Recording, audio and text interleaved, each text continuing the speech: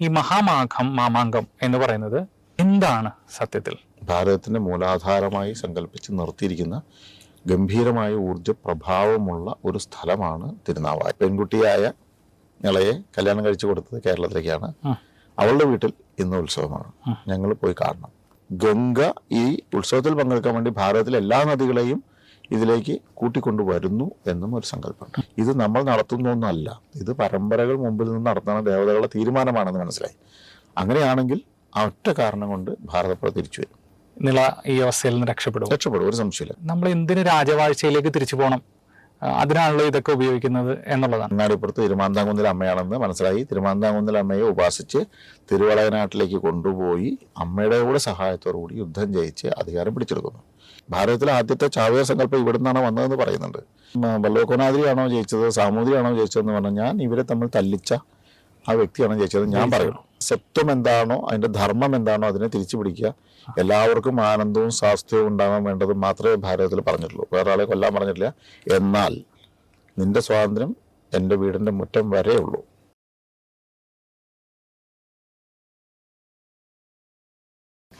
നമസ്കാരം. ഇന്ന് നമ്മുടെ കൂടെ ഉള്ളത് ശ്രീ ജയരാജ് മിത്രയാണ്.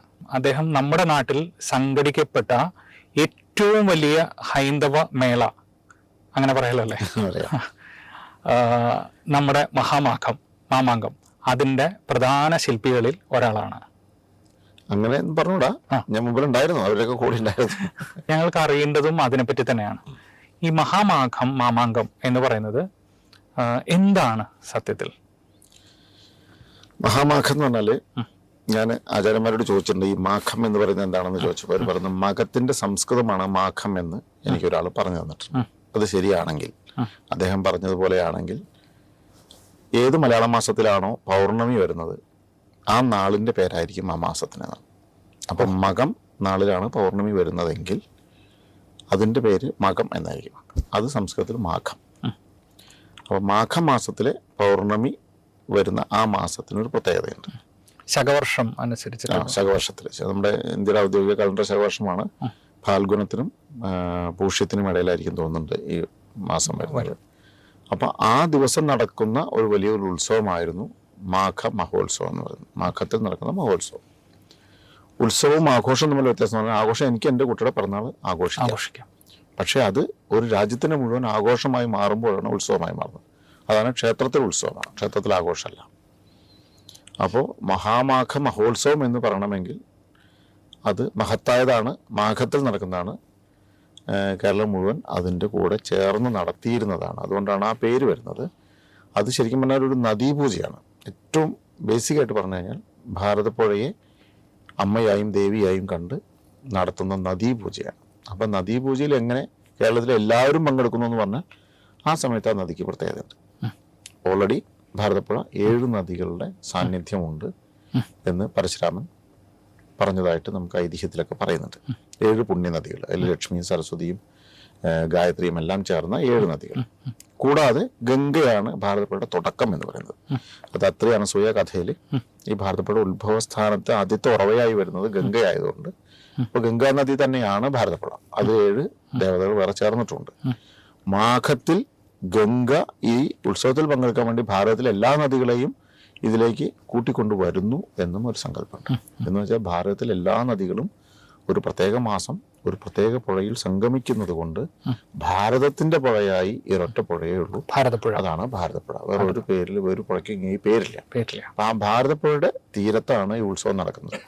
അപ്പൊ ഇത്രയും നദി ഈ ദേവതകളെ വന്ദിക്കാൻ വേണ്ടി ജനങ്ങൾ മുഴുവൻ ഒഴുകി വരുന്നൊരു ഉത്സവമാണ് അതിന്റെ ഏറ്റവും അടിസ്ഥാനപരമായിട്ട് പറഞ്ഞാൽ. സ്വാഭാവികമായിട്ടും ഇത്രയും പേര് അവിടെ ആരാധിക്കാൻ വരുന്ന സമയത്ത് ആ ഭൂമിക്കൊരു പ്രത്യേകത ഉണ്ടാവണം. എന്തുകൊണ്ട് ഇവിടെ ഇങ്ങനെയൊക്കെ? ഇപ്പം അമൃതിൻ്റെ സാന്നിധ്യമുള്ള സമയമാണ്. ഈ സമയത്ത് തന്നെയാണ് മറ്റു സ്ഥലങ്ങളിലെല്ലാം തന്നെ, പ്രയാഗിലാണെങ്കിലും നാസിക്കിലാണെങ്കിലും, കുംഭമേളയല്ല, മാഘം കൂടുക എന്ന് പറഞ്ഞിട്ട് പരിപാടി അവിടെയുണ്ട്. അപ്പോൾ അവരെല്ലാവരും നദീതീരത്ത് വന്ന് ഉപാസനകളും മന്ത്രജപങ്ങളും സത്സംഗങ്ങളൊക്കെ ആയിട്ട് ഇരിക്കുന്നൊരു മാസമാണ്. അപ്പം ഈ സമയത്ത് അവിടെയെല്ലാം തന്നെ ഗംഗയിൽ അമൃതന്റെ സാന്നിധ്യമുണ്ട്. കാരണം ഗരുഡന്റെ കഥയിൽ ഗരുഡന് അമൃത് 4 സ്ഥലങ്ങളിൽ ഇറക്കി വെച്ച സ്ഥലങ്ങളിലാണ് കുംഭമേള നടക്കുന്നത്. അമൃത് ഇറക്കി വെച്ചത് 12 വർഷം കൂടുമ്പോഴാണ് അവിടെ ഈ കുംഭമേള ആവർത്തിക്കുന്നെങ്കിൽ പോലും എല്ലാ വർഷവും അവിടെ ഈ മാഘം നടക്കുന്നുണ്ട്. അപ്പോൾ അങ്ങനെ അമൃത് ഇറക്കി വെച്ചിട്ടുള്ള ഗംഗയുടെ സാന്നിധ്യം ഇവിടെ ഉണ്ടെങ്കിൽ സ്വാഭാവികമായിട്ടും ഇവിടെ ഗംഗയുടെ അമൃതം ഉണ്ടാവും. അപ്പൊ അമൃതന്റെ സാന്നിധ്യമുള്ള ഗംഗ ഒപ്പം 7 നദികൾ, അതിന്റെ കൂടെ ഭാരതത്തിലെ എല്ലാ നദികളും സംഗമിക്കുന്ന സ്ഥലം, അതാണ് ഒരു കാരണം. ഇനി ആ ഭൂമിയുടെ പ്രത്യേകത എടുത്ത് നോക്കിക്കഴിഞ്ഞാൽ ഭാരതത്തിന്റെ മൊത്തം ശരീരം നമ്മളുടെ ഒരു ശരീരമായി സങ്കല്പിച്ചാൽ, അതായത് ബ്രഹ്മാണ്ട ശരീരം ഭാരതവും പിണ്ടാണ്ട ശരീരം നമ്മുടെ ശരീരം സങ്കല്പിച്ചാൽ, കുണ്ടലിനി, സ്വാധിഷ്ഠാനം, മണിപുരം, അനാഹതം, വിശുദ്ധി, ആജ്ഞ, സഹസ്രാരപത്നം, ഇതാണല്ലോ. അപ്പൊ അതില് ലകാരത്തിലിരിക്കുന്ന കുണ്ടലിനിയും കകാരത്തിലിരിക്കുന്ന മഹാദേവനും സഹസ്രാരപത്നം. മഹാദേവൻ എന്താണെങ്കിലും കൈലാസത്തിലാണല്ലോ. അപ്പോൾ കുണ്ടലിനി എവിടെയാണ് ഭാരതത്തിന്റെ എന്നൊരു ചോദ്യമുണ്ട്. അതിരിക്കുന്നത് തിരുനാവായയിലാണ്. തിരുനാവായയിൽ ഭാരതപ്പുഴയിൽ വലിയൊരു കയമുണ്ട്, വലിയൊരു ചുഴിയാണ് അവിടെ. അതിലിറങ്ങിയാൽ തിരിച്ചു കയറാൻ പറ്റില്ല, ശരീരം പോലും കിട്ടാത്ത രീതിയിൽ എവിടേക്കോ അപ്രത്യക്ഷമാകുന്നതാണ്. അങ്ങ് പറയുന്നത് ഭാരതത്തിന്റെ മൂലാധാരമാണ്. ഭാരതത്തിന്റെ മൂലാധാരം നാവാമുകുന്ദൻ ഇരിക്കുന്ന സ്ഥലത്തെ ഭാരതപ്പുഴ. അപ്പോൾ സ്വാഭാവികമായിട്ടും മൂലാധാരം ഒരു സ്ഥലത്ത് വരണമെങ്കിൽ അത് ശ്രീചക്രമാണ്. അതായത് പരമേശ്വരി അല്ലെങ്കിൽ ജഗദംബിക കൈകാര്യം ചെയ്യുന്ന ബാല കറക്കിക്കൊണ്ടിരിക്കുന്ന ശ്രീചക്രമാണ് അവിടെ ഉള്ളത്. അപ്പോൾ ശ്രീചക്രത്തിന്റെ പ്രധാനപ്പെട്ട സ്ഥലങ്ങളിലെല്ലാം തന്നെ ക്ഷേത്രങ്ങൾ വരണം, മറ്റു ദേവതകൾ വരണം, ഈ പറഞ്ഞ എല്ലാ കലകളും ചേർന്ന് വരണമെങ്കിൽ. അപ്പൊ അതിൽ ആദ്യത്തെ പ്രധാനമായ ത്രികോണത്തിന്റെ 3 മൂലകളിലായിട്ടാണ് മഹാദേവൻ അപ്പുറത്ത് തവനൂര്, മഹാദേവനും ബ്രഹ്മാവും ഇരിക്കുന്നത്, ഇപ്പുറത്ത് മഹാവിഷ്ണു അതായത് മുകുന്ദൻ ഇരിക്കുന്നത്. ഇങ്ങനെ ഈ ശ്രീചക്രത്തിന്റെ എല്ലാ പ്രധാനപ്പെട്ട സ്ഥലങ്ങളിലും ദേവാലയങ്ങൾ തീരുമാനിച്ച് അവിടെ ദേവതയെ പ്രതിഷ്ഠിച്ച് ഭാരതത്തിന്റെ മൂലാധാരമായി സങ്കല്പിച്ച് നിർത്തിയിരിക്കുന്ന ഗംഭീരമായ ഊർജ്ജ പ്രഭാവമുള്ള ഒരു സ്ഥലമാണ് തിരുനാവായ, അല്ലെങ്കിൽ ആയിരുന്നു. ഇതിൽ പല ക്ഷേത്രങ്ങളും തകർക്കപ്പെട്ടിട്ടുണ്ട്. നമ്മളൊരു ഏരിയൽ വ്യൂവിൽ ഇതിന്റെ ഒരു ഫോട്ടോ എടുത്ത് അതിൽ കൃത്യമായിട്ട് താന്ത്രികമൊക്കെ അറിയുന്ന ആൾക്കാർ മാർക്ക് ചെയ്താൽ പല ക്ഷേത്രങ്ങളെല്ലാം അപ്രത്യക്ഷമാണ്. അതിന്റെ അടിയാധാരം അന്വേഷിച്ച് പോയി കഴിഞ്ഞാൽ ഇതെല്ലാം ഒന്ന് ഹൈദരാലി അല്ലെങ്കിൽ ടിപ്പു സുൽത്താൻ അല്ലെങ്കിൽ 1921 ഹിന്ദു കൂട്ടക്കൊല നടന്ന മലബാർ കലാപം ഇതിലേതെങ്കിലും നശിപ്പിച്ചതാണ്. അപ്പോൾ അങ്ങനെയുള്ള ശ്രീചക്രം വെച്ച് അതിലെല്ലാം തന്നെ പ്രഭാവമാകുന്ന നിൽക്കുന്ന സകല ദേവതകളും അതിനെങ്ങനെയാണ് ഒരു കഥയിലേക്ക് കണക്ട് ചെയ്തിരിക്കണമെന്ന് വെച്ചാൽ അവിടെ ഒരു യാഗം നടന്നുവെന്നും ആ യാഗം നടക്കാൻ വേണ്ടിയിട്ട് എല്ലാവരും സന്നിഹിതരായെന്നും അവരിരുന്ന സ്ഥലങ്ങളെല്ലാം ക്ഷേത്രങ്ങൾ വന്നു എന്നാണ് കഥ പറയുന്നത്. അപ്പോൾ ഭാരതത്തിന്റെ മൂലാധാരമായ തിരുനാവായയിൽ ഈ അമൃതന്റെ സാന്നിധ്യം വരുന്ന സമയത്ത് ഗംഗയുടെ സാന്നിധ്യമുള്ള എല്ലാ നദികളും വന്നു ചേരുന്ന സമയത്ത് നദീപൂജയ്ക്ക് വരുന്നു എന്ന് പറഞ്ഞാൽ സമസ്ത ദേവതകളെയും വണങ്ങാൻ ഒരു പ്രദേശത്തെ ജനങ്ങൾ മുഴുവൻ ഒഴുകി വരുന്നു. അതിൽ എൻ്റെ ദേവതയും നിങ്ങളുടെ ദേവതയും അയലോക്കക്കാരൻ്റെ ദേവതയും ഒക്കെ ഉണ്ട്. എൻ്റെ എല്ലാ ഇഷ്ടദേവതകളും അവിടെ സാന്നിധ്യമാണ്. അപ്പോൾ ഞാൻ ചെന്നാൽ അവരെ കാണാൻ വേണ്ടി എൻ്റെ പിതൃക്കൾ മുഴുവൻ വരുന്നുണ്ട്. എന്ന് വെച്ചാൽ ഞാൻ വെറുതെ ഒന്ന് അവിടെ നിന്ന് കൂപ്പി നിന്നാൽ ആ പുഴയിലൊന്ന് നനഞ്ഞാൽ എൻ്റെ 7 ജന്മങ്ങളിലെ എൻ്റെ അകത്തെ 7 ജന്മങ്ങൾ പുറത്തെ 7 ജന്മങ്ങൾ. അപ്പം ഈ 14 ലോകത്തിലും എൻ്റെ എല്ലാ പ്രവൃത്തികൾക്കും സാഫല്യമായി അനുഗ്രഹമായി എന്നാണ് എൻ്റെ അർത്ഥം. ഈ മാമാങ്കം എന്ന് പറയുന്ന തരത്തിൽ ഇതിനെ പറയുമ്പോൾ ധാരാളം ആൾക്കാരുടെ സങ്കല്പത്തിൽ ഇത് യുദ്ധമാമാങ്കമാണ്, അതൊരു യുദ്ധസന്നിധിയാണ്. ഇപ്പൊ തന്നെ കഴിഞ്ഞ വർഷം ഇത് നടക്കുമ്പോൾ കേരളത്തിനെ ഡിസ്ട്രൈബ് ചെയ്യാൻ കൊണ്ടുവരുന്ന ഒരു കാര്യമാണെന്നാണ് നമ്മുടെ നവോത്ഥാനക്കാർ പറഞ്ഞിരുന്നത്. ഇവിടെയും അടിയിടി ഉണ്ടാക്കാനായിട്ടുള്ള ഒരു കാര്യമാണെന്ന്. യഥാർത്ഥത്തിലുള്ള മഹാമാഘവും ഇവരീ പറയുന്ന യുദ്ധത്തിന്റെ സാന്നിധ്യവും തമ്മിൽ എത്ര വ്യത്യസ്തമാണ്? ആദ്യം ഇവരെന്തിനാണ് അത് പറയണമെന്നുള്ളത് നമ്മൾ പറഞ്ഞറിയണം, അതിന്റെ ഭംഗി പൂർണ്ണമാവുള്ളൂ. അപ്പോൾ നമ്മുടെ പ്രയാഗ്രാജിൽ കുംഭമേള നടക്കുന്ന സമയത്ത് ഞാൻ കുറേ കാലമായിട്ട് കുംഭമേളയെ കുറിച്ച് ശ്രദ്ധിക്കുന്നതാണ്. ഇവിടെയുള്ള ഇടതുപക്ഷ പ്രസ്ഥാനങ്ങൾ നേതൃത്വം കൊടുക്കുകയും അവർക്ക് വേണ്ടി എഴുതുകയും ചെയ്യുന്ന കുറേ ബുദ്ധിജീവികളായുള്ള കവികളൊക്കെ ഇവിടെയുണ്ട്. എന്തെഴുതുമ്പോഴും അതൊരു ഇടതുപക്ഷ മനസ്സ് അതിലുണ്ടായിരിക്കും. അപ്പോൾ അവർ ഗംഗയിൽ മാലിന്യമാണ്, ഈ വൃത്തിയായിട്ട് ഗംഗയിലാണ് കുളിക്കുന്നത്, ഒരുപാട് അസുഖങ്ങൾ വരും, ജനങ്ങൾക്ക് പ്രാന്താണ്, ഇത് കൃത്യമായിട്ടുള്ളൊരു ഒളിച്ചു കടത്തിയ അജണ്ടയാണ് എന്നൊക്കെ പറഞ്ഞിട്ടുള്ള ഒരു പ്രൊപ്പഗാൻഡ സാഹിത്യം ഇവർ സ്ഥിരമായിട്ട് ഇറക്കാറുണ്ട്. ഇത് കാലങ്ങളായിട്ട് ഞാൻ കണ്ടുകൊണ്ടിരിക്കുന്നതാണ്. അപ്പം ഞാൻ ഇതൊന്ന് തീരുമാനമാക്കണം എന്ന് വിചാരിച്ചിട്ട് ആണ് പ്രയാഗ്രാജ് കുംഭമേളയിൽ പങ്കെടുക്കുന്നത്. നോക്കുമ്പോൾ അവിടെ കൊച്ചു കുട്ടികൾ മുതൽ സ്ത്രീകൾ വരെ, വയസ്സായവർ, വീൽ ചെയറിൽ വരെ ആൾക്കാർ വന്ന് തൊഴുതു പോകുന്നു. ഒരാളും ഒരു സ്ത്രീയെയും തോണ്ടിയതും പിടിക്കുകയും ഞാൻ കണ്ടില്ല. നനഞ്ഞ് കുളിക്കുന്ന സ്ത്രീകൾ വീഡിയോ എടുക്കുന്ന ഒരാളെയും ഞാൻ കണ്ടില്ല. അഥവാ അങ്ങനെ ആരെങ്കിലും ഉണ്ടെങ്കിൽ അത് കേരളത്തിൽ നിന്നുള്ളായിരുന്നു, ഒരാളെ ഓടിച്ചിട്ട് തള്ളണം ഞാൻ കാണും ചെയ്തു. മലയാളത്തിൽ അവൻ അയ്യോ സാറേ ഞാൻ അങ്ങനെയല്ല വേണ്ട. അപ്പം മലയാളികൾക്ക് ഈ ഒളിഞ്ഞു നോട്ടം കുറച്ച് കൂടുതലാണെന്ന് ഞാൻ അനുഭവത്തിൽ നിന്ന് മനസ്സിലാക്കിയിട്ടാണ്. പ്രത്യേകിച്ച് അവിടെ പോയിട്ടൊക്കെ ചെയ്യേണ്ട വല്ല കാര്യമുണ്ടോ എന്നാണ്. കാരണം എല്ലാവരും ഭക്തിയിൽ വരുന്നൊരു സ്ഥലം, പിന്നെ എല്ലാവരും വളരെ ബഹുമാനത്തിൽ കാണുന്നതല്ല. ഞാൻ 10-25 ദിവസം പ്രയാഗ്രാജ് കുംഭമേളയിൽ ടെൻറ്റിൽ പങ്കെടുത്തതിന് ശേഷം തിരിച്ചു പോരാൻ തീരുമാനിക്കുന്ന സമയത്ത് വല്ലാത്തൊരു വിഷമം വരാൻ തുടങ്ങി.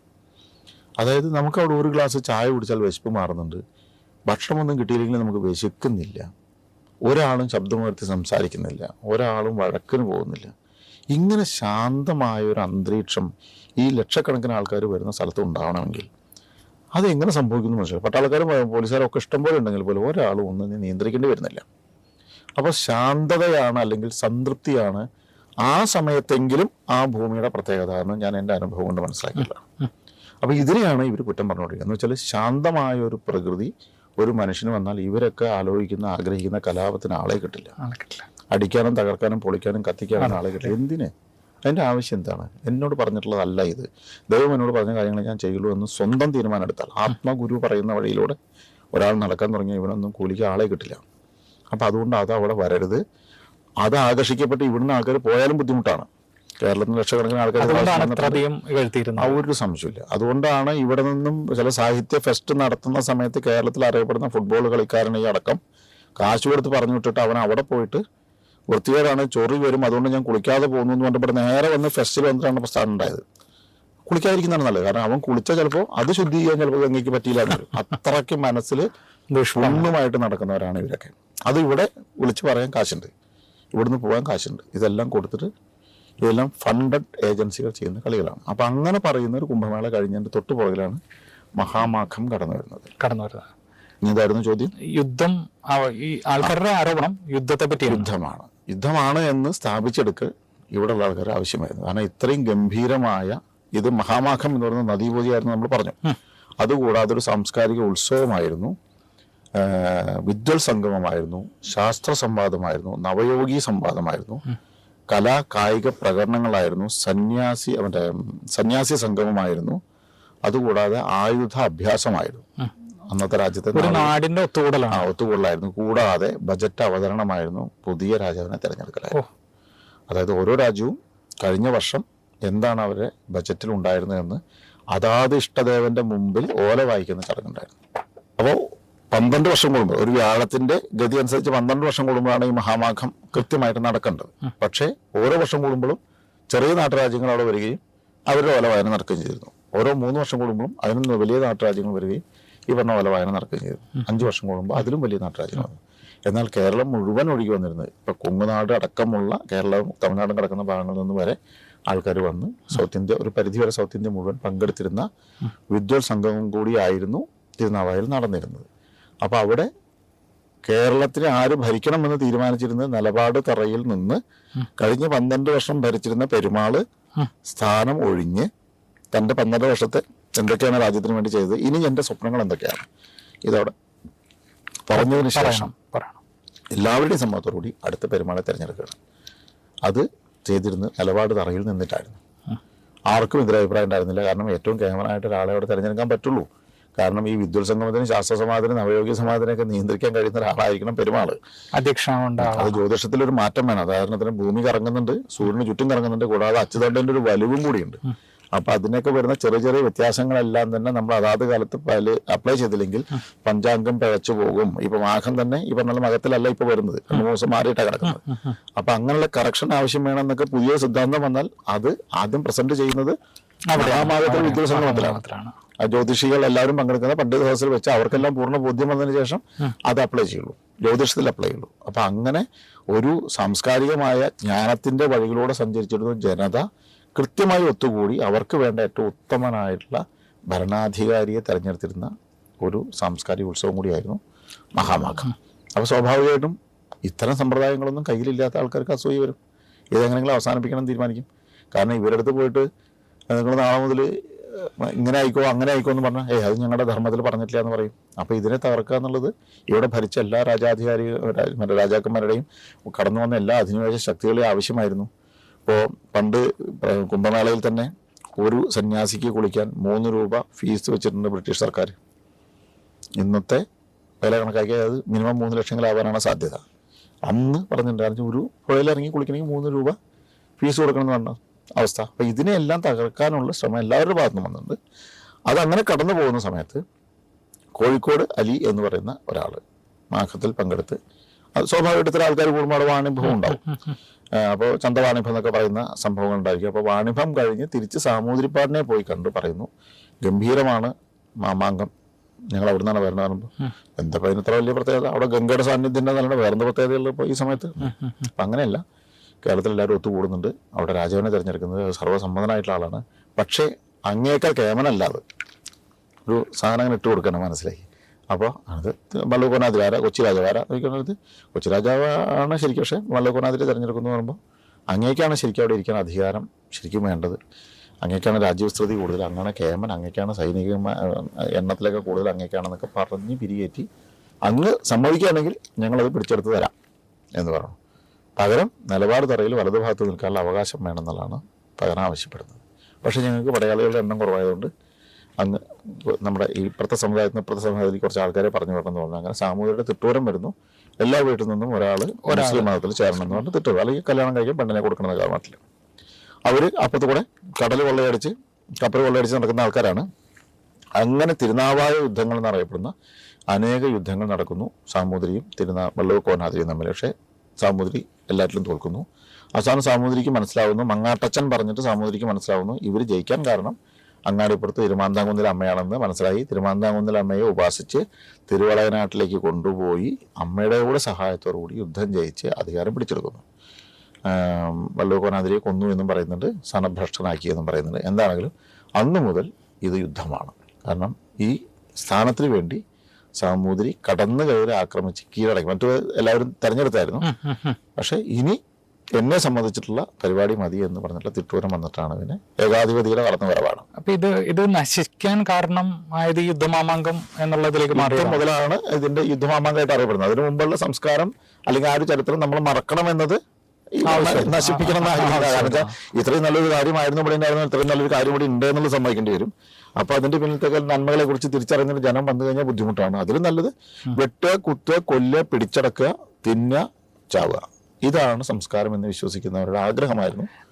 നമ്മുടെ എക്കണോമിക്കൽ സാമ്പത്തിക വാണിജ്യ വശങ്ങളെ കൂടെ അത് തകർത്തിട്ടുണ്ടാവില്ലേ? സ്വാഭാവികമായിട്ടും. കാരണം വെച്ചാൽ കേരളത്തിലെ ഏതെങ്കിലും ഒരു പുതിയ കളിപ്പാട്ടം വന്നാൽ, കരകൗശല സാധനങ്ങൾ വന്നാൽ, അല്ലെങ്കിൽ പുതിയൊരു കാർഷിക ഉൽപ്പന്നം വന്നാൽ ഇതെല്ലാം അവിടെ വന്നിട്ടാണ് പരസ്പരം ഷെയർ ചെയ്തിരുന്നത്. ഇതുകൂടെ എനിക്ക് എന്നും വെട്ടുമുത്തും നടക്കുന്ന ഒരാളെ കൊല്ലാനും ഒരാളെ ആവാനും വേണ്ടി വരുന്ന സ്ഥലത്തേക്ക് നമ്മൾ ആരെങ്കിലും പോകും. അവിടെ എന്ത് ചർച്ചയ്ക്ക് പിന്നെ നമുക്ക് സമ്മേളനം നടക്കില്ല എന്തായാലും. അപ്പോൾ സ്വാഭാവികമായിട്ട് നമ്മുടെ എക്കണോമിക്കൽ എന്താ പറയുക, സാമ്പത്തികമായത്, വാണിജ്യമായത്, സാംസ്കാരികമായത് എല്ലാ കാര്യത്തെയും ഒറ്റ യുദ്ധമാമാങ്കളിൽ നിന്നുള്ള ഒറ്റ വിളി കൊണ്ട് ഒഴിവാക്കി. അതെ, 45 ദിവസം അവിടെ കേരളം മുഴുവൻ ഒഴുകി വരുന്ന സമയത്ത് നമ്മൾ എന്താണെങ്കിലും പണ്ടത്തെ പോലെ വണ്ടികളൊന്നും ഇല്ലാത്തപ്പോൾ നമ്മൾ എന്തായാലും 4-5 ദിവസം അവിടെ തങ്ങും. യാത്ര കഴിഞ്ഞ് 4-5 ദിവസം അവിടെ തങ്ങും. 4-5 ദിവസം വെറുതെ അവിടെ തങ്ങില്ല. അവിടുത്തെ കലാപരിപാടികളെല്ലാം പങ്കെടുത്ത ശേഷം അവിടുത്തെ ക്ഷേത്രങ്ങളെല്ലാം പോയി പ്രാർത്ഥിക്കും. അന്നത്തെ പ്രധാന ക്ഷേത്രങ്ങൾ എന്തായാലും എല്ലാവർക്കും അറിയുകയും ചെയ്യാം. പ്രാർത്ഥിക്കുന്ന സമയത്ത് നമ്മളുടെ പ്രാർത്ഥന തന്നെ ദേവന് ഊർജ്ജമാണ്. അപ്പൊ ആ ക്ഷേത്രങ്ങളിലെ ചൈതന്യം മുഴുവൻ ഉയരാൻ ഈ കാരണമാണ്. ആ ഊർജ്ജം ഉയർന്ന എങ്ങനെയാണ്? നമ്മൾ ആദ്യം പറഞ്ഞ കുണ്ടലിനി ശക്തിയാണ്. അത് ഭാരതത്തിന്റെ മുഴുവൻ ഉയർച്ചയ്ക്ക് കാരണമാണ്. അപ്പൊ ഇതിനെ മുഴുവൻ തടയാൻ ഇത് തകർത്താൽ മതി.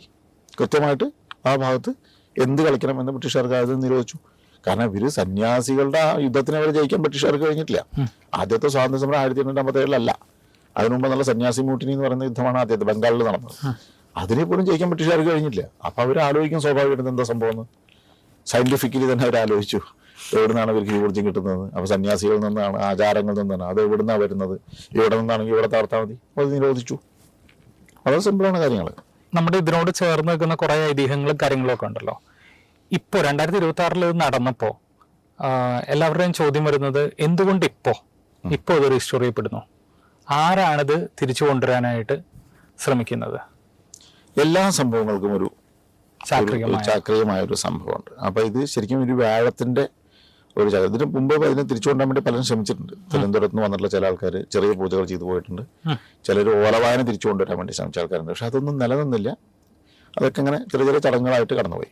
എന്നാൽ ഒരു 10 വർഷം മുൻപേ അവിടുത്തെ കുറച്ച് നല്ല ആൾക്കാർ ചേർന്ന് ഒരു നദീപൂജ പോലെ കടവിൽ നിന്നിട്ടൊരു 2 പൂഴ വിളക്ക് കാണിക്കുക എന്നൊക്കെ പറഞ്ഞ സംഭവങ്ങൾ അങ്ങനെയൊക്കെ ചെയ്തുകൊണ്ടിരിക്കുന്നുണ്ടായിരുന്നു. അവരത് തുടർച്ചയായി ചെയ്തത് കൊണ്ടാണ് ഇത് കേവലമായിട്ട് നടത്തണം എന്നൊരു തോന്നൽ ആരുടെയൊക്കെ ഉള്ളിലുണ്ടായത്. അവര് ആനന്ദവന സ്വാമിയെ കാണുന്നു. ആനന്ദവന സ്വാമി അപ്പം മഹാമണ്ഡലസ്ഥായി നിൽക്കുന്ന സമയമാണ്. അദ്ദേഹത്തിനെ കാണുന്നു. അദ്ദേഹം പറഞ്ഞ് ചെയ്യുകയാണെങ്കിൽ നമുക്ക് സാമ്പ്രദായികമായ രീതിയിൽ തന്നെ എല്ലാ കുലാചാരങ്ങളെയും ചേർത്തുകൊണ്ടാണ്, ഇതൊരു പ്രധാനപ്പെട്ട സംഭവമായതുകൊണ്ട് എല്ലാ സമ്പ്രദായങ്ങളും ചേർത്തുകൊണ്ട് നമുക്ക് ദേവതാവിധാനങ്ങളെ കൊന്ന് ക്രമപ്പെടുത്താമെന്ന് പറഞ്ഞിട്ട് ചെറിയൊരു ചടങ്ങായിട്ട് തുടങ്ങണമെന്നാണ് വിചാരിച്ചത്. അപ്പോൾ സ്വാഭാവികമായിട്ടും നമ്മൾ കുറച്ച് പേര് അദ്ദേഹത്തിന്റെ സുഹൃത്തുക്കളുണ്ടായിരുന്നു. ഞങ്ങളായിട്ട് ആദ്യം തന്നെ അദ്ദേഹം ഡിസ്കസ് ചെയ്തു. നമുക്ക് പിന്നെന്താ ഇങ്ങനത്തെ എന്ത് പരിപാടി ഉണ്ടെങ്കിൽ നമ്മൾ ഇറങ്ങാൻ തയ്യാറായിട്ടുള്ള ആൾക്കാരുണ്ടല്ലോ. അപ്പോൾ ഞങ്ങൾ ചെന്നു. പക്ഷേ അത് കുറച്ച് കഴിയുമ്പോഴേക്കും നമ്മളുടെ തന്നെ കയ്യിൽ നിന്നും പോയിട്ട് അതങ്ങ് സ്വയം വികസിക്കുകയാണ് ചെയ്തത്. അതായത് ഈ ജനങ്ങൾ ആരും തന്നെ നമ്മൾ ക്ഷണിച്ചു കൊണ്ടല്ല, അവിടേക്ക് വരുന്ന ആൾക്കാരുടെ എണ്ണം പരമാവധി കുറയണമെന്ന് ആഗ്രഹിച്ചവർ പോലുമാണ് നമ്മൾ. കാരണം നമ്മൾക്ക് പോലീസിൻ്റെ സപ്പോർട്ടില്ല, പട്ടാളത്തിന് സപ്പോർട്ടില്ല, ഭരണകൂടത്തിന് സപ്പോർട്ടില്ല, മാത്രമല്ല സ്റ്റോപ്പ് മെമ്മോ ഒന്ന് തന്നിട്ട് അതിനെ മുടക്കാൻ നോക്കുന്ന സർക്കാരാണ് നമുക്കുണ്ടായിരുന്നത്. അപ്പോൾ ആ സമയത്ത് ഒരുപാട് ആൾക്കാർ വന്ന് വല്ല അപകടം സംഭവിക്കുമോ എന്നുള്ള ഭയം നമുക്ക് ഉള്ളിലുണ്ട്. പിന്നെ ഇതൊരു വേറൊരു പ്രശ്നത്തിലേക്ക് പോകരുത് എന്നൊക്കെ നമുക്ക് ആഗ്രഹമുണ്ട്. പക്ഷേ ജനങ്ങൾ ഒഴുകി വരാൻ തുടങ്ങിയപ്പോൾ നമുക്ക് മനസ്സിലായി ഇത് നമ്മൾ നടത്തുന്നൊന്നുമല്ല, ഇത് പരമ്പരകൾ മുമ്പിൽ നിന്ന് നടത്തുന്ന ദേവതകളുടെ തീരുമാനമാണെന്ന് മനസ്സിലായി. അത് എന്തിനാണ്? ഈ വർഷവും കഴിഞ്ഞ് അടുത്ത വർഷം ശരിക്കും 28-ലാണ് ശരിക്കും മഹാമാഘം നടക്കേണ്ട 12ാമത്തെ വർഷം എന്ന് പറയുന്നത്. അതായത് പ്രയാഗരാജിൽ കുംഭമേള നടക്കുന്നു എന്ന് പറയുന്ന പോലെ ഈ 12 വർഷം കൂടുമ്പോൾ നടക്കുന്ന മഹാമാഘം വരുന്നത് 28-ലാണ്. അപ്പൊ 28-ൽ ഇത് തിരുനാവായിൽ ഒതുങ്ങി നിൽക്കാത്ത ഒരുപക്ഷെ ഭാരതപ്പുഴയുടെ മുഴുവൻ ഉത്സവമായി മാറാൻ വേണ്ട തയ്യാറെടുപ്പായിരിക്കാം ഒരുപക്ഷെ കഴിഞ്ഞ വർഷം നടന്നതെന്ന് ഞാൻ ആലോചിച്ച് വരുമ്പോൾ ചെറുതായിട്ട് നടത്തിയ പോരാ, നിങ്ങൾ ഏറ്റവും ചെറുത് ഇങ്ങനെ ആവണം. അപ്പൊ അതിൻ്റെ അടുത്ത വർഷം അതിലും കേമാവണം. ശരിക്കുമുള്ള മഹാമാഘം ഭാരതപ്പുഴയുടെ മൊത്തം ഉത്സവമായിരിക്കണം എന്നൊരു തീരുമാനം പ്രകൃതിക്കുണ്ടെന്ന് എനിക്ക് തോന്നിയിട്ടുണ്ട്. അങ്ങനെയാണെങ്കിൽ ആ ഒറ്റ കാരണം കൊണ്ട് ഭാരതപ്പുഴ തിരിച്ചു വരും. ഈ അവസ്ഥയിൽ നിന്ന് രക്ഷപ്പെടും, ഒരു സംശയമില്ല. കാരണം അതിന് റിച്വലുമായി കണക്റ്റഡ് ആണെങ്കിൽ, അതിൽ ആണ് ആചാരങ്ങളെല്ലാം നടക്കുന്നതെങ്കിൽ ഈ രണ്ട് നദീതീരത്തെയും എല്ലാ കാവുകളും ക്ഷേത്രങ്ങളും ഈ മഹാമാഘവുമായി ബന്ധപ്പെട്ടുള്ള ചടങ്ങുകളിലേക്ക് ബന്ധപ്പെട്ട് കഴിഞ്ഞാൽ ഉണ്ട് എന്നുള്ളതാണ് രസം. കാരണം വെച്ചാൽ പല ക്ഷേത്രങ്ങളിലും വെളിച്ചപ്പാട് തുള്ളി പറഞ്ഞിട്ടുണ്ട്. എന്തുകൊണ്ട് മഹാമാഘത്തിൽ പങ്കെടുക്കുന്നില്ല, ഉണ്ണി പോയി പങ്കെടുക്കുമെന്ന് വെളിച്ചപ്പാട് തുള്ളി പറഞ്ഞിട്ടുണ്ട്. ഇവിടുന്ന് വലിയ ഏരിയ എന്നാണ്, ഏതെങ്കിലും ഒരു കാവിലല്ല. അങ്ങനെ അവർ പലരും വന്ന് പങ്കെടുത്ത് പോയിട്ടുണ്ട്. പല രേഖകളിലും കോട്ടയത്തെ കാവുകളിലെല്ലാം മാഘത്തിൽ പങ്കെടുത്തതിന്റെ രേഖകൾ കാണുന്നുണ്ട്, കാസർഗോഡുള്ളത് കാണുന്നുണ്ട്. അപ്പൊ കേരളം മുഴുവൻ വന്ന് പങ്കെടുത്ത് പോയ ഉത്സവമാണെന്നുള്ളത് കൃത്യമായിട്ട് ക്ഷേത്ര രേഖകൾ കാണുന്നുണ്ട്. അങ്ങനെയാണെങ്കിൽ ഈ രണ്ട് സൈഡിലെ എല്ലാ ക്ഷേത്രങ്ങളും ഈ പുഴയുമായി ബന്ധിപ്പിക്കുന്ന ഒരു ആചാരം ഓൾറെഡി ഉണ്ട്. അത് നമ്മൾ കണ്ടെടുത്ത് പുനരുജ്ജീവിപ്പിച്ചാൽ, പിന്നെ ഇത് പുഴ പുണ്യനദിയാണ്, ഗംഗയ്ക്ക് സമമാണ്. പിന്നെ ആ പുഴ വൃത്തികേടാവില്ല, അതിൽ മണൽ വാരില്ല, ആ പുഴയിൽ വെള്ളം നിറഞ്ഞൊഴുകുക എന്നുള്ളത് സാമ്പത്തികമായി നമ്മുടെ ആവശ്യമാണ്. കാരണം വാണിജ്യം നടക്കണം, ആൾക്കാർ വന്ന് കുളിക്കണം, അത് വൃത്തിയിൽ കുളിച്ച് വൃത്തിക്ക് പോകാൻ കഴിയണം. അപ്പം ആ പുഴ പുഴയായി മാറാൻ പോകുന്നതിൻ്റെ തുടക്കമാണ് എന്ന് ഞാൻ വിശ്വസിക്കുന്നു. ഇപ്പം അങ്ങ് തുടക്കമാണെന്ന് പറഞ്ഞല്ലോ. ഇപ്പം നമ്മുടെ ഈ ഭാരതപ്പുഴയുടെ ഉദ്ഭവസ്ഥാനം തമിഴ്നാട്ടിലാണല്ലോ ഉള്ളത്, തിരുമൂർത്തി ഹിൽസിലാണല്ലോ ഉള്ളത്. അപ്പം അവിടുന്ന് കഴിഞ്ഞ പ്രാവശ്യം ശ്രമിച്ചാൽ എന്തോ ഒരു ചെറിയ പ്രശ്നം പറ്റിയിട്ടുണ്ടായിരുന്നു പറഞ്ഞു, പത്രത്തിൽ വായിക്കുകയുണ്ടായി. രഥയാത്ര തടയൊക്കെ ഉണ്ടായിരുന്നു. അപ്പം അവിടുത്തെയും സർക്കാർ മാറി, നമ്മുടെ സ്റ്റോപ്പ് മെമ്മോ തന്ന സർക്കാർ മാറിയിട്ടുണ്ട്. അപ്പം അടുത്തതിൽ കുറച്ചുകൂടെ ഭംഗിയായിട്ട് ഇവിടുത്തെ സ്റ്റോപ്പ് മെമ്മോ തന്ന സർക്കാർ ആദ്യം പറഞ്ഞ ക്ഷേത്രങ്ങൾ എത്രമാത്രം തകർന്നോ അത്രയും നല്ലതാണെന്ന് വിശ്വസിച്ചിരുന്നവർ പിന്മുറക്കാരാണ്. അതെ, അവിടെ നവോത്ഥാനം പൂർണ്ണമായിട്ട് തുടച്ചു മാറ്റാൻ നിൽക്കുന്ന സ്റ്റാലിന്റെ സർക്കാർ അന്ന് ഉണ്ടായിരുന്നു. ഇന്നിപ്പോ ഇവിടെ സർക്കാർ മാറിയിട്ടുണ്ട്, വിശ്വാസികളാണ്. ഇപ്പൊ തലപ്പത്തിരിക്കുന്നവരൊക്കെ വിശ്വാസികളാണ്. അവിടെയും വിശ്വാസികൾ തന്നെയാണെന്ന് തോന്നുന്നുണ്ട്. എന്താണെങ്കിലും ശരിക്കും പറഞ്ഞാൽ ഇത് തടയുന്നവർ മണ്ടന്മാരാണ്. കാരണം ഇതൊരു രാജ്യത്തിന്റെ സാമ്പത്തികമായ ഉയർച്ചയ്ക്ക് അത്രമാത്രം ഗുണം ചെയ്യുന്ന പദ്ധതിയാണ്. കാരണം ജനങ്ങൾക്ക് ഒരു ഇൻവിറ്റേഷൻ ലെറ്ററും കൊടുത്തിട്ടല്ല ഈ പറഞ്ഞ ആൾക്കാർ വന്ന ആൾക്കാർ ഒരു ചായ കുടിച്ച് പോയി കഴിഞ്ഞാൽ 15 രൂപ പെട്ടിയിൽ വീഴും. കുളിക്കാനുള്ള ഒരു തോർത്ത് വാങ്ങിയാൽ ആ അമ്പലങ്ങൾ മുഴുവൻ ഇത് മുഴുവൻ മറ്റേ ദേവസ്വത്തിന്റെ അമ്പലങ്ങളാണ്. കോടികളുടെ വരുമാനം ഉണ്ടാക്കാവുന്നത് കളഞ്ഞു കുളിക്കുന്ന മണ്ടന്മാരാണ് നമ്മളെ ഭരിക്കുന്നത് എന്നുള്ളതാണ് സങ്കടം. ഇത് ഭംഗിയായിട്ട് ഉപയോഗിക്കുന്നുണ്ട് ഉത്തർപ്രദേശിൽ, അത് ഇവർക്ക് പിടിക്കില്ല. അവർ കാശുണ്ടാക്കണം, ഇവർക്ക് പിടിക്കില്ല. കാശുണ്ടാക്കാനെങ്കിൽ എന്ത് ഉപയോഗിച്ചുകൂടെ? അവിടെ ഒന്ന് വൃത്തിയാക്കുക, വഴികളൊക്കെ ഒന്ന് വീതിയാക്കുക. VIPസിനൊക്കെ പറഞ്ഞ മറ്റേ യോഗി ആദിത്യനാഥ് അല്ലെങ്കിൽ നരേന്ദ്രമോദി അദ്ദേഹമൊക്കെ വരുമ്പോൾ സെക്യൂരിറ്റി ഒക്കെ വേണമല്ലോ. അവരൊക്കെ വരുമ്പോൾ അതിൽ ജനങ്ങൾക്ക് കൂടുതൽ ആകർഷണം ഉണ്ടാവും. അപ്പോൾ അതിന് വേണ്ട സംവിധാനങ്ങളൊക്കെ ഒരുക്കുക, അങ്ങനെ എന്തൊക്കെ കാര്യങ്ങൾ ചെയ്യാം. ഇതിനെ ശരിക്കും പറഞ്ഞാൽ ഇതിൽ നിന്നുണ്ടാകുന്ന സാമ്പത്തിക നേട്ടം സർക്കാരിനെ ഉപയോഗിച്ച് എന്തൊക്കെ കാര്യങ്ങൾ ചെയ്യാം. അതിന് വേറെ ഇത് മുടക്കാൻ നോക്കുന്നൊരു ഇപ്പൊ തമിഴ്നാട്ടിലെ സർക്കാർ മാറിയെന്ന് പറഞ്ഞപ്പോൾ അങ്ങ് പറഞ്ഞല്ലോ ചിലപ്പോൾ കുറച്ചുകൂടെ ബെറ്റർ ആവുന്നു. ഇപ്പൊ കഴിഞ്ഞ ദിവസം അവിടുത്തെ തിരുപ്പരങ്കുன்றത്തെ ദീപം ഉയർത്താൻ സമ്മതിക്കില്ല എന്നാണ് പുതിയ സർക്കാരിന്റെ നിലപാട്. അപ്പോ മാഘത്തിന് അനുകൂലമായി വരട്ടെ എന്ന് പ്രാർത്ഥിക്കാമെന്നുള്ളതാണ് അവിടെ. അല്ല, ഇതൊക്കെ നിലപാടുകളെല്ലാം മാറുന്നത് വലിയ വലിയ ആൾക്കാരുടെ അവിടെ നിന്നുള്ള സിഗ്നൽ കിട്ടുമ്പോഴാണ്. ഇവരൊക്കെ ഉള്ളുകൊണ്ട് വിശ്വാസമുള്ളവരൊക്കെ തന്നെയാണ്. അപ്പൊ വലിയ വലിയ ഫണ്ടുകൾ വരാതെ ആവുമ്പോൾ എടുക്കുന്ന നിലപാടുകളാണത്.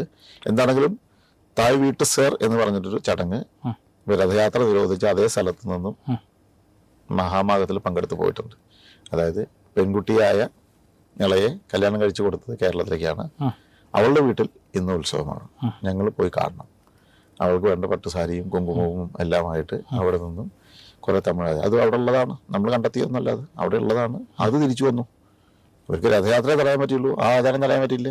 അവർ അന്തസ്സായിട്ട് വന്ന ആ ചടങ്ങിൽ പങ്കെടുത്ത് പോയിട്ടുണ്ട്. അപ്പൊ തായ്വീട്ട് സേർ എന്ന് പറയുന്ന ഒറ്റ സാധനത്തിൽ പിടിച്ച് വേണമെങ്കിൽ നമുക്ക് അവിടെ അത് ഗംഭീരമാക്കി എടുക്കാന്ന് അർത്ഥം.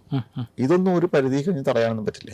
ഞാനിതിപ്പോ ഇവിടെ ചോദിക്കാനുള്ള ഒരു കാര്യം എന്ന് വെച്ചാൽ, ഞാൻ ഫേസ്ബുക്കിൽ ഒരു പോസ്റ്റ് കണ്ടു, അങ്ങയുടെ പുസ്തകം അതിന്റെ ട്രാൻസ്ലേഷൻ അവിടുത്തെ ഈ പറഞ്ഞ HRNCയുടെ മിനിസ്റ്റർക്ക് സമ്മാനിച്ച ആളെ നമുക്കറിയാറാണെന്ന്. അപ്പോ ആദ്യമേ ഒരു സിഗ്നൽ അമ്മ കൊടുക്കുന്നതല്ലേ അത്? അല്ല, ഇങ്ങനൊരു പുസ്തകമുണ്ട്, ഇതിലിങ്ങനെയൊക്കെ പറഞ്ഞിട്ടുണ്ട്, ഇത്രമാത്രം അട്ടിമറികൾക്ക് ശ്രമിച്ചിട്ടുണ്ട്. അത് തമിഴ്നാട്ടിലെ കാര്യം നമ്മളതിൽ പറഞ്ഞിട്ടുണ്ട്, പുസ്തകത്തിൽ കൃത്യമായിട്ട് മൂർത്തിമലയിലെ ഭാഗങ്ങളെല്ലാം പറഞ്ഞിട്ടുണ്ട്. ഇത് അങ്ങനെ ശ്രദ്ധയിൽപ്പെടുത്തുന്നു എന്നുള്ളത് ഞാൻ പ്ലാൻ ചെയ്തതല്ല, ഈ പുസ്തകം കൊടുത്തിട്ടുള്ള അദ്ദേഹവും പ്ലാൻ ചെയ്തതല്ല.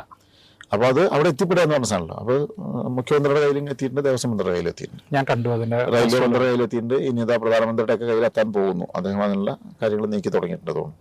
ഇപ്പോൾ അത് വായിക്കുമ്പോൾ സ്വാഭാവികമായിട്ടും ഇതൊക്കെ നമ്മൾ ചെയ്യേണ്ടതല്ലേ? രണ്ട് രീതിയിൽ, വിശ്വാസത്തിന്റെ ഭാഗത്ത് ചെയ്യാം, അല്ലെങ്കിൽ പരമ്പരകളുടെ ഒരു ബലം കൊണ്ട് ചെയ്യാം. അതും അല്ലെങ്കിൽ ഇതിൽ നിന്നുണ്ടാക്കാവുന്ന സാമ്പത്തിക നേട്ടങ്ങളെ കൂടി ആലോചിച്ച് അത് ആ പൈസ കൊണ്ട് രാജ്യത്തിന് ഒരുപാട് ഉയർച്ച ഉണ്ടാക്കാന്ന് ആലോചിച്ച് ചെയ്യാം. ഒരു പൊള്യൂഷനും ഇല്ലാത്ത ടൂറിസമാണ് സ്പിരിച്വൽ ടൂറിസം.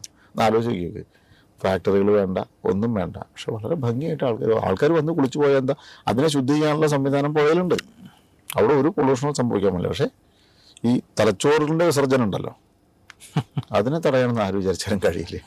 അത് കാലങ്ങളായിട്ട് ഫീഡ് ചെയ്ത് വിഷമാക്കി മാറ്റി ഒരുപാട് തലച്ചോറ് ഇതിനെതിരെ പ്രവർത്തിക്കുന്നുണ്ട്. ഇപ്പൊ ഈ നമ്മളിപ്പോ അങ്ങയുടെ പുസ്തകത്തെ പറ്റി പറഞ്ഞപ്പോ, മാമാങ്കം എന്നുള്ളതിനെ പറ്റിയിട്ട് ഏറ്റവും നക്ഷലിലെ ഏറ്റവും ക്രിസ്പായിട്ട് പറഞ്ഞിട്ടുള്ള ഞാൻ വായിച്ചൊരു പുസ്തകം അതാണ്.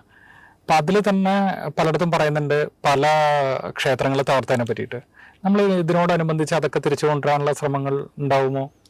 തിരിച്ചു കൊണ്ടുവരാൻ നമ്മൾ ശ്രമിക്കേണ്ട കാര്യമൊന്നുമില്ല. നമ്മൾ ചില സൂചനകൾ, ഇതൊക്കെ ശരിക്കും പറഞ്ഞാൽ ആ പുസ്തകം ഒരു വിത്തിടലാണ്. അതായത് നിങ്ങൾ കരുതുന്ന പോലെയല്ല, ശങ്കരാചാര്യരുടെ കഥ കള്ളമാണ്. അവിടെ നടന്നത് ഹൈദരാലിയുടെ ആക്രമണമാണ്. ആ വിഗ്രഹത്തിന്റെ കൈ വെട്ടിയൊടിച്ചത് ഹൈദരാലിയാണ്, അല്ലാണ്ട് ശങ്കരാചാര്യരല്ല. അവിടെ ഇരിക്കുന്ന നന്ദികേശൻ അനാഥമായി നിൽക്കുന്നതിന് കാരണം ഒരു ശിവലിംഗം നഷ്ടപ്പെട്ടതാണ്, അല്ലാതെ മാർക്കണ്ഡേയനെ ഇറങ്ങാൻ വേണ്ടിയിട്ട് നന്ദികേശൻ വന്നിരുന്നതല്ല എന്ന സൂചനകളാണ് കൊടുത്തത്. ഇനി ആ പുസ്തകം വായിക്കുന്ന ഒരാൾക്ക് ആ ക്ഷേത്രത്തിൽ പറയുന്നത് നമ്മുടെ ആ പുറകിലിരിക്കുന്ന നന്ദികേശൻ എന്താ, നമുക്കൊന്ന് ദേവപ്രശ്നം വെച്ച് നോക്കിയാലോ, അഷ്ടമംഗലി പ്രശ്നം വെച്ച് നോക്കിയാലോ. നന്ദികേശൻ അനാഥനാണെന്നും ഒരു ശിവക്ഷേത്രത്തിലത്തെ ആണെന്നും ഇന്ന സ്ഥലത്തൊരു ശിവക്ഷേത്രം ഉണ്ടായിരുന്നത് പുറത്തു വരും. അതിന് മുന്നേ ആധാരം നോക്കിയാൽ പോരെ. എന്തൊക്കെ കാര്യങ്ങൾ ചെയ്യേണ്ട, അത് ചെയ്യാനുള്ള എല്ലാ സാധനങ്ങളും പുസ്തകത്തിൽ ഇട്ട് കൊടുത്തിട്ടുണ്ട്. നമ്മളുടെ ലോജിക്ക് അനുസരിച്ചുള്ള എല്ലാ കാര്യങ്ങളും നമ്മളതിൽ ഇട്ടു. എല്ലാ കാര്യങ്ങളും ഒന്നും വേണ്ട. കേരളം മുഴുവൻ വിശാലമായ വഴികളുള്ളപ്പോൾ തിരുനാവായിൽ ഒരു ഓട്ടോറിക്ഷയുടെ ഓപ്പോസിറ്റ് ഓട്ടോറിക്ഷ വന്നാൽ പോകാൻ പറ്റില്ല. എങ്ങനെ അവിടെ മാത്രം ഇങ്ങനെ വഴികളൊക്കെ ചെറുതായി പോയത്? ദേവസ്വത്തിന്റെ താമര കായൽ എന്ന് പറയുന്ന വേണാട്ടരചൻ കൊടുത്ത കായൽ, അതൊന്നും വ്യക്തിയുടെ കയ്യിലാണ്. അതെന്തുകൊണ്ട് ദേവസ്വത്തിന് തിരിച്ചു പിടിച്ചുകൂടാ? അപ്പോൾ ഇങ്ങനെ പുസ്തകങ്ങളിലൂടെയും ഇന്റർവ്യൂയിലൂടെയൊക്കെ നമ്മൾ പറഞ്ഞുകൊണ്ടേയിരിക്കുന്ന സമയത്ത് ഒരാൾക്ക് തോന്നും അങ്ങനെ നമുക്കൊരു വിവരാവകാശ വെച്ചിട്ടൊരു ഇത് കൊടുത്തോളെ. മാമാങ്കത്തിന്റെ സ്മാരകം പോലും, അതായത് നിലപാട് തറ എന്ന് പറഞ്ഞിട്ട് ബോർഡ് നാട്ടിയിട്ടുള്ളത് തളി ശിവക്ഷേത്രമാണെന്ന് അവിടെ പോയ ഏതൊരാൾക്ക് മനസ്സിലാവും. അപ്പൊ തളി ശിവക്ഷേത്രമാണെന്ന് പുറത്ത് വരാതിരിക്കുന്ന ആർക്കാണ് ആഗ്രഹം? ഇത്ര തിരക്കിട്ട് എന്തിനാണ് അവിടെ നിലപാട് തറ ബോർഡ് വെച്ചത്? എന്തിന്റെ അടിസ്ഥാനത്തിലാണ് നിങ്ങൾ ഇത് നിലപാട് തറയാണെന്ന് നിങ്ങൾ തീരുമാനിച്ചത് എന്ന് ആർക്കിയോളജിക്കൊരു സാധനം കൊടുത്തു കഴിഞ്ഞാൽ അവർക്ക് ഉത്തരം പറയേണ്ടി വരും. ഏതൊക്കെ പേപ്പർ വെച്ചിട്ടാണ് അവർ ഇത് ഇതാണെന്നതിന് ഒരു പേപ്പർ ഉണ്ടാവില്ല അവരുടെ കയ്യിൽ. ആരെയോ സമാധാനിപ്പിക്കാൻ വേണ്ടി വേഗം ബോർഡ് വെച്ചിട്ട് പോയിട്ടുള്ളതാണ്. ഞാൻ അറിഞ്ഞത് അവിടെ ഖനനം നടത്തിയപ്പോൾ ശിവലിംഗങ്ങൾ കിട്ടിയതാണ്. ഉടനെ മണ്ണിട്ട് മൂടിയിട്ട് അവിടെ നിലപാട് തരാന്ന് ബോർഡ് വെച്ചു. നമ്മുടെ നാട്ടിൽ അങ്ങനെ നടക്കുന്നുണ്ട്. നമ്മുടെ നാട്ടിലാണ് ഏറ്റവും കൂടുതൽ നടക്കുന്നത്. എത്രയോ സ്ഥലത്ത് ഒന്നും വേണ്ട, മുനിയറയാണെന്നുള്ള കൃത്യമായിട്ട് നമുക്ക് അവിടെ ചെന്നാൽ അറിയാം മുനിയറയാണെന്ന്. അപ്പോൾ താപസനോട് എന്നാണ് സ്ഥലത്തിന്റെ പേര്, തവനോടെന്ന് അറിയപ്പെടുന്നത്. അവിടെ ഇഷ്ടംപോലെ മുനിമാർ തപസ് ചെയ്തിരുന്നു എന്ന് പുറത്തു വന്നാൽ എന്താ ബുദ്ധിമുട്ട്? ആ ഭാഗം അത്രയും ചൈതന്യമുള്ളതാണ്. അപ്പൊ ഈ മാമാങ്കത്തിന് സപ്പോർട്ടാണത്. അത് വരാതിരിക്കാൻ വേണ്ടി ആ മുനിയറെ മറ്റും മരുന്നറ എന്നാക്കിയിട്ടുണ്ട്. അതായത് പടയാളികൾക്ക് പരിക്ക് പറ്റി കഴിഞ്ഞാൽ മരുന്ന് സൂക്ഷിച്ചിരുന്ന സ്ഥലം, അവർ ചികിത്സിച്ചിരുന്ന സ്ഥലം എന്നൊക്കെ ആക്കി മാറ്റിയിട്ടുണ്ട്. അങ്ങനെ ഓരോന്നും അട്ടിമറിക്കാൻ ശ്രമിച്ചിരിക്കുകയാണ്. കാരണം മണിക്കിണർ ജ്യോതിശാസ്ത്ര പണ്ഡിതന്മാരൊക്കെ തലക്കളത്തൂർ നാരായണ ഭട്ടതിരിപ്പാടൊക്കെ പരമേശ്വരൻ ഭട്ടതിരിപ്പാടൊക്കെ ജ്യോതിശാസ്ത്ര ഗവേഷണത്തിന് വേണ്ടി ഉണ്ടാക്കിയ കിണറാണ്. ഗംഭീരമായ കിണറാണ്. അതായത് ജ്യോതിർഗോളങ്ങളുടെ യാത്ര ഏറ്റവും കൃത്യമായിട്ട് ലെൻസ് പോലെ വർക്ക് ചെയ്യാനൊക്കെ വേണ്ടിയിട്ട് ഉണ്ടാക്കിയിട്ടുള്ളതാണ്. അത് മാമാങ്കത്തിൽ പരിക്ക് പറ്റിയ ആൾക്കാരെയും കൊന്ന ആൾക്കാരുടെയും ശവം മുഴുവൻ കൊണ്ടിട്ട് ആനയെ കൊണ്ട് ചവിട്ടിത്താഴ്ത്തിയ കിണർ എന്ന് പറയുമ്പോൾ എങ്ങനെയാണ് അങ്ങനെ ഒരു കഥ ഉണ്ടാക്കാൻ തോന്നുന്നത്? അപ്പുറത്തൊരു തൂര് കിണറുണ്ട്, ഈ പണി ചെയ്തിട്ടുള്ളതാണ് തൂര് കിണർ മലബാർ കാലാവധി. അതിന്റെ ചീത്തപ്പേര് പതുക്കെ ഹിന്ദുക്കളുടെ തലയ്ക്ക് വെച്ചു കൊടുത്ത് ഇനി ബോഡി ഇട്ടുള്ള കിണർ ഏതാണെന്ന് വിക്കിപീഡിയയിൽ സെർച്ച് ചെയ്ത് കഴിഞ്ഞാൽ ബോഡി ഇട്ടുള്ള കിണർ കിടക്കുന്നത് ഇപ്പോൾ മണിക്കിണറായി. തിരുനാവായിലായി, മണിക്കിണർ അവിടെ ഉണ്ട്, ആർക്കിയോളജി സംരക്ഷിച്ചിട്ടുണ്ട്, ഇങ്ങനെയാണെന്ന് ബോർഡും ചില വെച്ചിട്ടുണ്ട്. പ്രത്യേക കഥനങ്ങളെ ഉണ്ടാക്കുക. അപ്പുറത്ത് തൂര് കിണർ തൂർത്തു, അത് സംരക്ഷിക്കപ്പെട്ടിട്ടില്ല. അപ്പൊ എന്താ സംഭവിക്കുന്നത്? ഇതിനെ പറ്റിയാണ് കഥ ഇത് മാത്രമേ. ഇനി മറ്റേ മനുഷ്യരെ ജീവനോടെ ചവിട്ടി താഴ്ത്തിയിട്ടുള്ള കിണർ ഒരേ കിണറേ ഉള്ളൂ, അത് മണിക്കിണറാണ്. ഇങ്ങനെയാണ് സാംസ്കാരികമായ അട്ടിമറി നടത്തിയിരിക്കുന്നത്. ഇതിന്റെ മുഴുവൻ കാര്യങ്ങളും കാരണങ്ങളും യുക്തിയും നമ്മൾ ആ പുസ്തകത്തിൽ പറഞ്ഞിട്ടുണ്ട്. ഇനി മുന്നോട്ട് പോകണോ പോകണ്ടേ തീരുമാനിക്കേണ്ട സമൂഹമാണ്. ഈ പഴയ കാലത്ത് നമുക്ക് ഡെമോക്രസി ഉണ്ടായിരുന്നില്ല എന്നാണല്ലോ പറയുന്നത്. ഇപ്പൊ അങ്ങ് പറയുമ്പോൾ ആ പുസ്തകത്തിൽ എഴുതിയത് വായിക്കുമ്പോഴാണ് നമുക്ക് മനസ്സിലാവുന്നത് ഇപ്പൊ ഉണ്ടായിരുന്നതിലും ഗംഭീരമായ ഡെമോക്രസി അന്ന് നിലനിന്നിരുന്നു എന്ന്. അപ്പൊ ഇന്നത്തെ കാലത്തെ ആരോപണം ഉന്നയിക്കുന്നവരുടെ എല്ലാവരുടെയും ഇത് നമ്മൾ എന്തിന് രാജവാഴ്ചയിലേക്ക് തിരിച്ചു പോകണം, അതിനാണല്ലോ ഇതൊക്കെ ഉപയോഗിക്കുന്നത് എന്നുള്ളതാണ്. ഈ രാജവാഴ്ച, പഴയ അടയാളങ്ങൾ, ഇതിനെയൊക്കെ ഇകഴ്ത്തി കാണിക്കാനാണല്ലോ ഉപയോഗിക്കുന്നത്. എങ്ങനെ നമ്മൾക്ക് ഇത് ഡെമോക്രറ്റൈസ് ആയിരുന്ന വളരെ ജെനുവിൻ ആയിരുന്ന ഒരു പ്രോസസ്സാണെന്ന് നമ്മൾ പുസ്തകത്തിലൂടെ പറഞ്ഞു. അവിടുത്തെ ഈ 28 മഹാമാഘത്തിനുള്ളിൽ നമുക്കിത് ആൾക്കാരിലേക്ക് എത്തിക്കാൻ എന്തൊക്കെ നമുക്ക് ചെയ്യാനും പറ്റും? അതൊന്ന് ഇതുപോലെ നമുക്ക് ഇന്റർവ്യൂവിൽ പറയാവുന്നതാണ്. 2 പുസ്തകം ഇന്ന കാര്യങ്ങൾ ചർച്ച ചെയ്ത പുസ്തകമാണ് എന്ന് പറഞ്ഞാൽ വായനാശീലമുള്ളവർ വായിക്കും. പിന്നെ വായനാശീലമുള്ളവർ ഞാൻ വായിക്കാറില്ല എന്ന് പറയുന്ന ആൾക്കാർ വായിക്കാറൊക്കെ ഉണ്ട്. അവർ വാട്സാപ്പിലോ ഫേസ്ബുക്കിലോ കിട്ടിയാലേ വായിക്കുള്ളൂ. അങ്ങനെ പുസ്തകമായിട്ട് വായിക്കാത്ത ആൾക്കാർ. അപ്പൊ അങ്ങനത്തെ പ്ലാറ്റ്ഫോമിൽ അതിനെ കുറിച്ച് പറയണം. ഒരു തുടക്കത്തിന് അങ്ങയുടെ പുസ്തകമുണ്ട്, അടുത്തത് നമുക്ക് ഇതുപോലത്തെ ഇന്റർവ്യൂകളിലൂടെ പ്രസന്റ് ചെയ്യാൻ പറ്റും. പിന്നെ എന്താ ചെയ്യാൻ പറ്റും? അവിടെ എവിടെയൊക്കെ എന്തൊക്കെ തിരയേണ്ടതെന്നുള്ളത് വളരെ കൃത്യമായിട്ട് നമ്മളെല്ലാവരും ഗവേഷണം നടത്തി തന്നെ കണ്ടുപിടിച്ച് വെച്ചിട്ടുണ്ട്. എന്തൊക്കെയാണ് അവിടെ തിരയേണ്ടത്, ചെകയേണ്ടത്. പിന്നെ ആ ശ്രീചക്രം എന്ന് പറയുന്ന സാധനം, അത് താന്ത്രികം അറിയുന്ന ഏതൊരാളോടും ശ്രീചക്രം എന്ന് വരച്ചാൽ പറഞ്ഞ് അതിൽ അവിടെയുള്ള ക്ഷേത്രങ്ങളിലെ ഒരു ഡിസ്റ്റൻസ് കണക്കാക്കി മാർക്ക് ചെയ്ത് കഴിഞ്ഞാൽ ബാക്കിയുള്ള സ്ഥലത്ത് ഇന്നതേ വരുള്ളൂ. അതൊരു കണക്കുണ്ട്. അവിടെ ഒരു ക്ഷേത്രം ഉണ്ടായിരിക്കണം. അപ്പോൾ അവിടെ ക്ഷേത്രം കാണുന്നില്ലെങ്കിൽ ആ സ്ഥലത്തിൻ്റെ മുന്നാധാരം നോക്കിയാൽ മതി. അപ്പോൾ കാണാം അവിടെ താമസിച്ചിരുന്ന ആൾക്കാർ 12 വർഷമായിട്ട് താമസിക്കുന്നില്ല, അവർക്ക് താമസിക്കാൻ പറ്റുന്നില്ല അത്രേ എന്നൊരു കഥ കേൾക്കും. ആ അത്രേ എന്ന് പറയുന്നത് അതിൻ്റെ അടിയിൽ ദേവതകളുകൊണ്ടാണ്. അവിടെ മനുഷ്യവാസം അല്ല പറഞ്ഞിരിക്കുന്നത്, ദേവതയാണ് പറഞ്ഞിരിക്കുന്നത്. അപ്പൊ അങ്ങനെ അത് നമുക്ക് തിരിച്ചെടുക്കാൻ പറ്റും. തിരിച്ചെടുത്തു കഴിഞ്ഞാൽ അത് കേരളത്തിന് മുഴുവൻ ഉയർച്ച. ഒരു പ്രത്യേക എന്താ പറയുക, നായർക്ക് നന്നാവും, നമ്പൂരിക്ക് നന്നാവും, മുസ്ലിമിന് നന്നാവും, ക്രിസ്ത്യാനിക്ക് നന്നാവും എന്നൊന്നുമില്ല. അവിടെ കേരളത്തിലെ എല്ലാ എല്ലാവർക്കും നല്ലതാണ്. ഇതിനൊക്കെ ജാതി മതം തിരിച്ചിട്ട് കർത്തവം വെളുത്തതെന്നൊക്കെ പറഞ്ഞ പരസ്പരം തല്ലിച്ച് മുന്നോട്ട് പോകുന്നതിന്റെയാണ് പ്രശ്നം. ഈ രാജാക്കന്മാരും തന്റെ സ്വത്ത് മുഴുവൻ ദേവതയ്ക്ക് സമർപ്പിച്ചിട്ടാണ് ചെയ്തിരിക്കുന്നത്. അവരുടെ ഈടി ദൈവമായിരുന്നു, അല്ലാണ്ട് കാശ് കൊടുത്ത് ഒതുക്കാൻ പറ്റുന്ന ഒരു സംവിധാനമൊന്നും അന്നുണ്ടായിരുന്നില്ല. അവർ ശരിയായ കണക്കേ വായിച്ചിട്ടുള്ളൂ ഓല വായനയിൽ. ഇവർ യുദ്ധം ചെയ്തിട്ട് കൊങ്ങനാട്ടിൽ നിന്നും വന്ന രാജാവ് യുദ്ധത്തിൽ കേരളത്തിലെ തോൽപ്പിച്ചപ്പോൾ നായർ പടയാളികൾ അവരെ തോൽപ്പിച്ചു. സത്യത്തിലെ എണ്ണം കൂടുതൽ ഇവിടെ ആയിരുന്നു. എന്നിട്ടും തോറ്റപ്പോ ഇവരെന്താ ചെയ്തത്? കോയമ്പത്തൂരൊക്കെ ഇരിക്കുന്ന ആ ഭാഗം. അപ്പൊ ഇവരെന്ത് ചോദിച്ചില്ല, ഞങ്ങൾ എന്താ തോറ്റെന്ന് അവിടെ തന്നെ പോയി ചോദിക്കാൻ പറഞ്ഞു. മാന്യന്മാരാണ്. അവരും മാന്യനാണ്, ഇവരും മാന്യനാണ്. ഇവരെന്തിനാ രാജ്യവിസ്തൃതി കൂട്ടാനാണ് ആക്രമിക്കുന്നത്. അല്ലാണ്ട് അവന്റെ ഭാര്യയെ തട്ടിപ്പറിക്കാനും ഗർഭിണികളെ കൊല്ലാനും അതല്ലെങ്കിൽ കുട്ടികളെ ബലാത്സംഗം ചെയ്യാനൊന്നും വേണ്ടിയിട്ടൊന്നും ഒരു യുദ്ധം നടന്നിട്ടില്ലേ ഭാരതത്തില്. അതുകൊണ്ട് തന്നെ ആ മണിക്കണ്ണന്റെ കഥ തന്നെ തെറ്റാണ്. കാരണം പരിക്കേറ്റിയവനെ ഒന്നുകിൽ ശുശ്രൂഷിക്കും, അല്ലെങ്കിൽ വീരചരമം പ്രാപിച്ചവനെ എങ്ങനെയാണോ സംസ്കരിക്കുക അതുപോലെ സംസ്കരിക്കുന്നതാണ് ഭാരതം. യുദ്ധത്തിന് നിയമങ്ങളുണ്ട്. സൂര്യാസ്തമയം കഴിഞ്ഞാൽ യുദ്ധം ചെയ്യില്ല, രാത്രി ഒന്നും വീട്ടിൽ കയറി വെട്ടില്ല. അപ്പൊ ആ ഒരു സംസ്കാരം അറിയാത്തവൻ ഉണ്ടാക്കിയ കഥ നമ്മൾ തൊണ്ട തൊടാതെ വിഴുന്നരുത്. ഹിന്ദുക്കൾ തമ്മിലാണ് യുദ്ധമെങ്കിൽ ജീവനോടെ ഒരാളെ ചവിട്ടിത്താഴ്ത്തില്ല എന്ന് ആലോചിക്കാനുള്ള യുക്തി നമുക്ക് വേണം. നമ്മളത് വേറൊരു സംസ്കാരത്തിനോട് ചേർത്ത് വായിക്കും. മറ്റേ തൂറിൽ കിണറിൽ അത് നടന്നുകൊണ്ടാണ് നമ്മൾ അങ്ങനെയൊക്കെ നടക്കുമായിരിക്കും എന്ന് നമ്മൾ വിചാരിക്കുന്നത്. നമ്മൾ ഇപ്പൊ അങ്ങയുടെ പുസ്തകത്തിൽ തന്നെ ഒരിടത്ത് നിലപാടുതറയുടെ അടുത്തേക്ക് എത്തിയ ഒരു വീരനെ അയാള് മാന്യമായിട്ട് നിങ്ങൾ വാളെടുത്ത്, അതായത് 19 വയസ്സുള്ള പയ്യൻ സാമൂതിരി വെട്ടി. ഇവർ വരുന്നത് യുദ്ധം ചെയ്തിട്ടൊന്നല്ല വരുന്നത്, ഇവര് കളരി കൊണ്ട് മലക്കം പറഞ്ഞിട്ട് എയറിലൂടെ വേണം എറിഞ്ഞൊക്കെയാണ് വീഴ്ത്തുക. കാരണം അല്ലാണ്ട് ഇത്രയും 40,000-ഓളം പടയാളികളുടെ അടുത്തേക്ക് വരുന്ന 10-12 പേരാണ്. ഇതിലൊരുത്തൻ മാമാങ്കത്തിന്റെ തറയിൽ തൊടണമെങ്കിൽ തന്നെ എത്രമാത്രം അഭ്യാസമായിരിക്കണം ആലോചിക്കണം.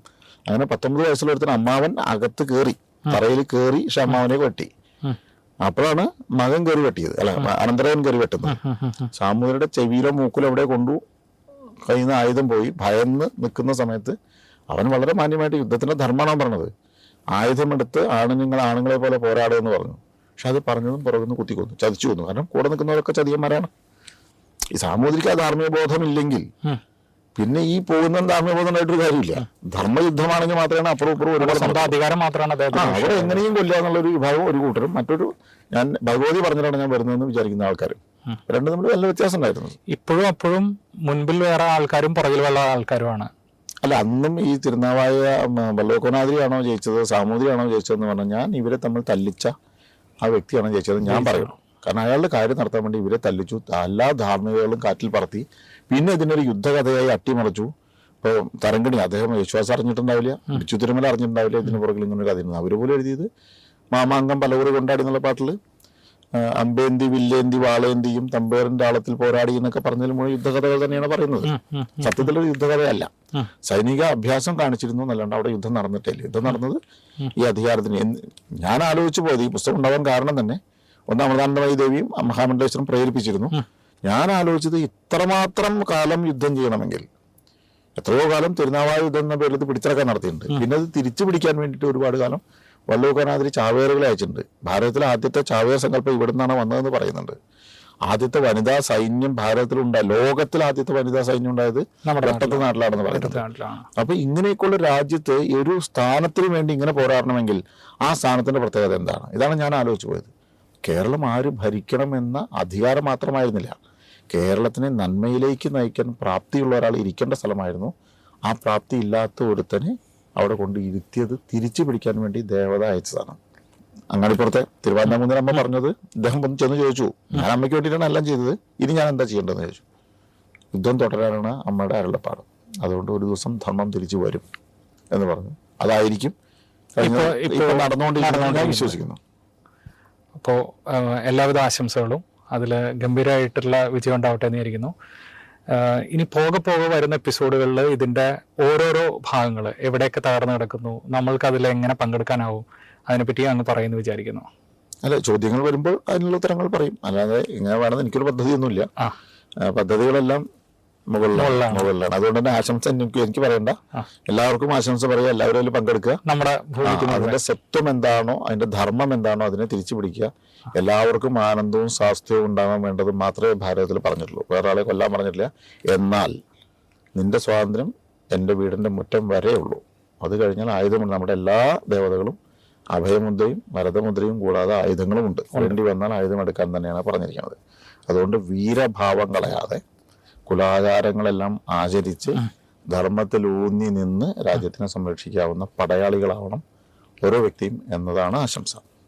സന്തോഷം.